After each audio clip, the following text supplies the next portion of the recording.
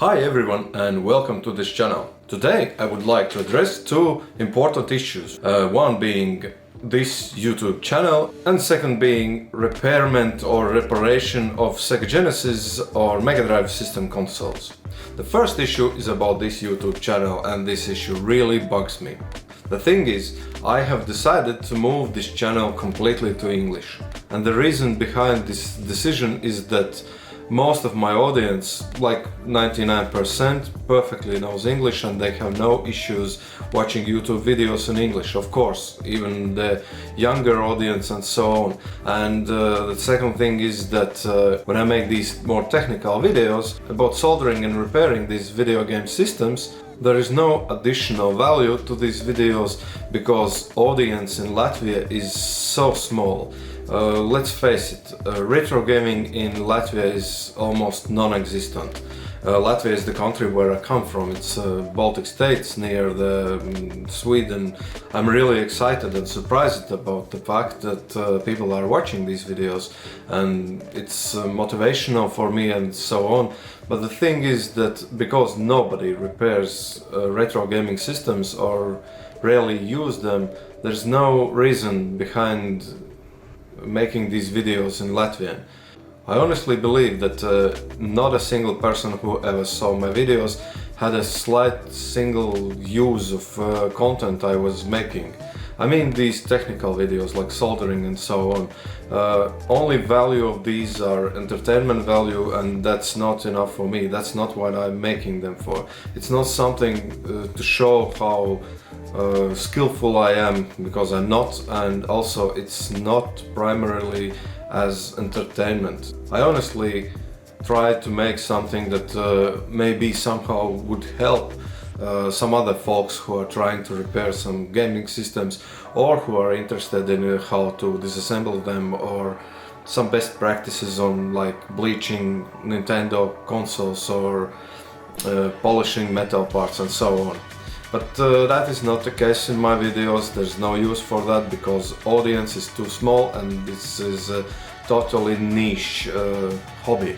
Don't get me wrong, I really love all my audience and I'm super excited that people watch these videos and so on, but that's not enough for me personally. I would like to have more use for these videos, and the only way I could achieve that is by moving to English. But there is one really serious issue I cannot solve, and I don't see any options to get away with it. And unsurprisingly, the problem is my English. I myself think my English is sufficient to make informative videos, and I have no problem communicating with my friends or business colleagues and so on. The main issue with my English is I can't be funny and entertaining. You see, when I'm talking and I'm explaining things, I have difficulties finding words, and that's a normal issue if English is not your mother tongue. But the thing is, it takes much more to be funny, to be entertaining, and to make videos in the spirit of all this channel. While I have no issue with having weird accent, butchering English and having weird pronunciation, still this is not okay, this is not fine. There are plenty of channels that are informative, but what I wanted to make is fun, entertaining channel where we joke about things, we laugh, we make stupid quotes and puns and all the puns intended and so on. You see, I'm not capable of being funny in English. And my current English videos I made already are not up to my own made standards of entertaining videos. So I came up to the conclusion that I have really two options. Option A being moving completely to Latvian back and fail all my promises for channel to become English, and second is making all technical videos in English and all videos that are less informative but more like entertainment. These videos where I talk about games, lists, top 10s and so on, these I would make in Latvian for my Latvian audience, and maybe add subtitles or anything if there would be any kind of demand, which I doubt.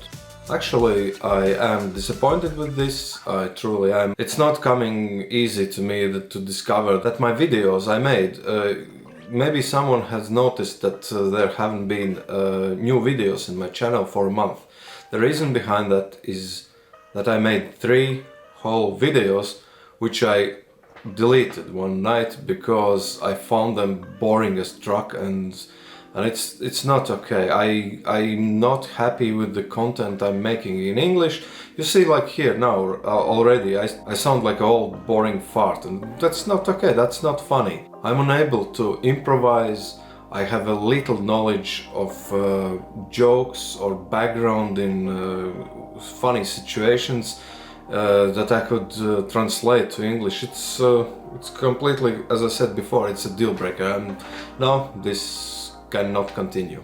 So, Mike, Boca, other English viewers, sorry, I have failed you. I promised before that I will make English videos, but I really tried, but sorry, it's not gonna happen before I improve my English skills.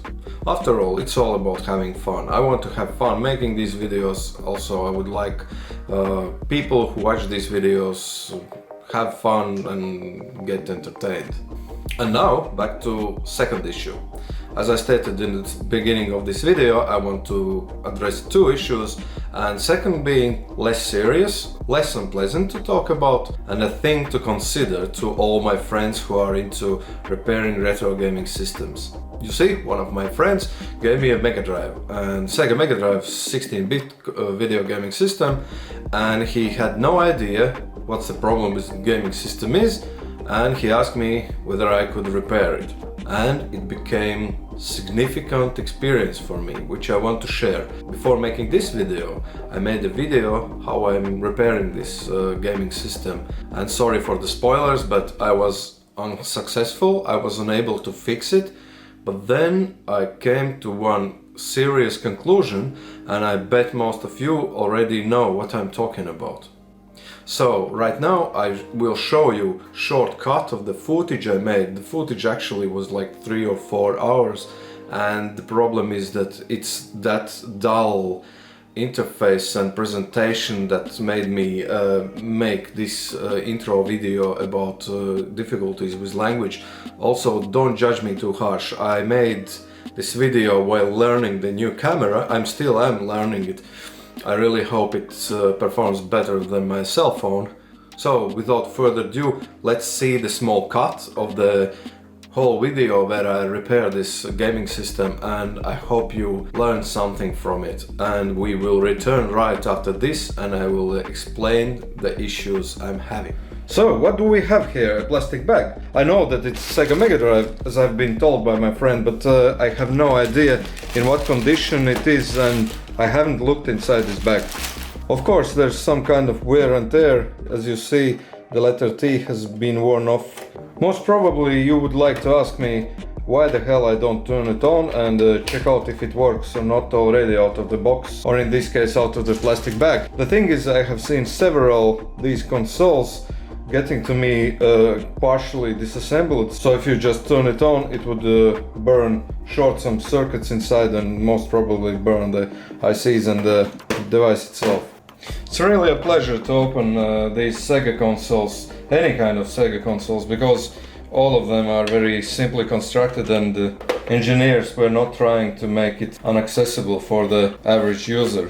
And finally, it's a Sega that has not been region modded. You see these jumpers here? They're all intact and nobody has been trying to do anything weird with it. Now, after some close-up inspection, first thing I discovered is, you see, there's a screw here and this one is missing. Or maybe this one was never here and this one has been introduced by someone who was tampering with it before me. Anyways, I have seen genuinely unopened game systems without these screws at all, where this socket just holds on the PCB itself by soldered pins. But it's of course not a problem. So now you see this HDMI 3 no signal. It's because I have turned off the console, but if I turn it on, there definitely is a signal, but it's showing nothing. Usually first things I suspect is a cartridge port, so I will try to clean that. Alright, now I have narrowed down the problem and I have discovered 2 traces that are actually broken. These are my 2 replacement wires. Here are two pins that are connected straight to the power supply. It's before the switch, so these two pins should always display full voltage. So you see, and it jumps around. I've seen this before. I've seen exactly this same problem with the console that my good friend Mike sent me from USA. Usually this happens when there's a problem with the grounding, and the problem with the grounding most probably is because somewhere there are micro cracks, soldering problems. Only solution I know for the micro crackery is adding lots of solder.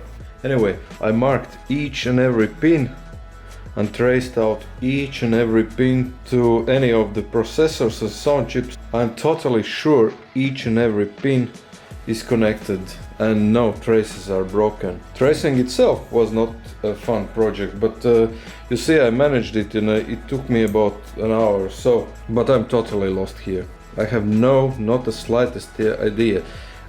First, of course, I have suspicion about the CPU itself, but the problem is not related to the cartridge slot. It worked. All the connections are fine. I have cleaned and double checked it twice. Also, I bent these connection pins, so I can be totally sure it works.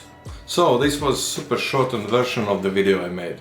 Now at this point I knew that cartridge slot is fine, that oscillator is fine, that I have a small tester for oscillators.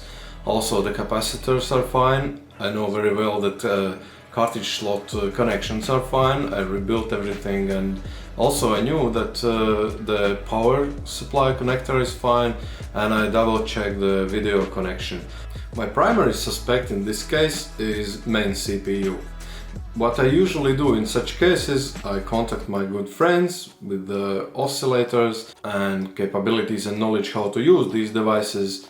But then I realized I have one significant problem, which is the reason I want to show you this footage, and that is a problem I mentioned earlier. You see, I love retro gaming systems, and I just adore Sega, and I will never admit that at any point of time they have failed. But the thing is, it's just not worth my time. This is Sega Megadrive. They come dime a dozen. Sure, it's a lovely console, it's a fine system, but it's not a 3DO, it's not a TurboGrafx, it's not something even remotely what you would call rare. My time is worth much more, and contacting my friends and driving places, the expenses would far more exceed the cost of simply buying another donor, another motherboard. I really did not want to add another system that I was unable to fix and return to my customer a system that is still broken with my excuses, so I decided just to get another board for a tenner or so and replace the whole board and leave this one for some spare parts and etc. So that I did. I got another Sega Megadrive for a tenner or so, including shipping. I was quite lucky, but I was looking for a really beat up one, and all that mattered to me is whether the board works, and I did not care for the visuals. Let's find out together what did I get. Honestly, this is one of those rare cases. I hope for the most beat up and miserable console system that humanity has ever seen, because otherwise I would feel bad for using it as a donor for a non-working system. Probably you can see the switch is stuck, but it's not because it's broken. I would love case to be more beat up, but at least it's dirty. Now what I really hate is lighting. I cannot manage the lighting in this video. It's late night right now, it's 1 AM, and the LED lighting I use is just making this video ridiculously wrong color. So this is the very same system. I decided just to check it out prior to disassembling it and cleaning. And as you can see, the game works fine. Interesting, I have never played this game, this Rainbow Island, before. Looks fun game. It's very simplistic, of course. Now the problem is flickering. It's my bad. I have set up my camera as a NTSC. It's probably flickering in the end video. Anyways guys, it's just a matter of replacing the board. Fun fact, it turned out that even the models of the motherboards are exactly the same, but the new one looks somehow cleaner and brighter. Okay, this now is the final state. the console has been fixed. Of course I will plug it in and check it out once more, but what I did was I collected this out of 2 different systems, as you know, and I pick each and every part which was best from both of them. And now customer will be able to receive his working system. I'm totally sure my friend will say like, why did you bother, it was not worth that, if I would know it's such a trash then I would not send it to it and waste your time and etc, etc. But anyway, I wanted to make this video, and also I wanted some distraction from the usual work and so on, and I actually do not mind spending some little bit of my own money to restore systems and gain this experience, and of course also what I receive is the content for this video, something to show and tell. But anyway, what's the moral, what's the big idea behind all this video, and what's the message I wanted to send to you is that you should never ever film yourself while camera is below you, otherwise you look like fat bastard.